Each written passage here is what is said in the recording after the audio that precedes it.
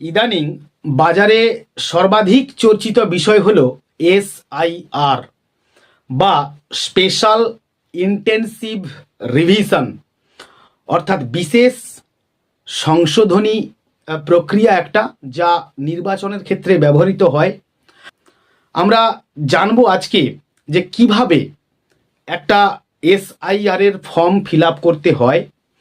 সঙ্গে সঙ্গে এই এসআইআর ব্যাপারটা নিয়ে অনেকের মধ্যে একটা নেগেটিভ ধারণা রয়েছে। সেই নেগেটিভ ধারণাকে আজকে দূর করতে আমার এই ভিডিওর পরিবেশন। তোমরা অবশ্যই এটাকে পজিটিভ দিক থেকে বা পজিটিভ অ্যাঙ্গেল থেকে এটাকে যা আমরা এখানে একটুখানি দেখে নেব যে ফর্মটা কিভাবে ফিল আপ করতে হবে।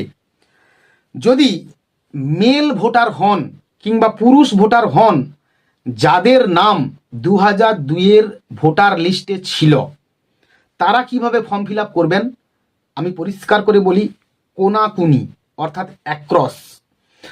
অর্থাৎ প্রথমেই ওই নির্বাচকের জন্ম তারিখ, মাস এবং বছর উল্লেখ করতে হবে, যেটা কিনা তার বয়সের প্রমাণপত্রে রয়েছে। নেক্সট যে ঘর রয়েছে আধার নম্বর, এখানে 12 সংখ্যার আধার নাম্বার লিখতে হবে এবং তারপরে রয়েছে মোবাইল নাম্বার। আধার কার্ডে যে নম্বরটা দেওয়া রয়েছে সেই নম্বরটা দিলে খুবই ভালো হয়, আর না যদি দেওয়া থাকে তাহলে নম্বর আপডেট করাতে হবে। নেক্সট ওনার পিতার নাম লিখতে হবে, অর্থাৎ নির্বাচকের যার জন্ম তারিখ, মাস এবং বছর দেওয়া হলো তার পিতার নাম দিতে হবে।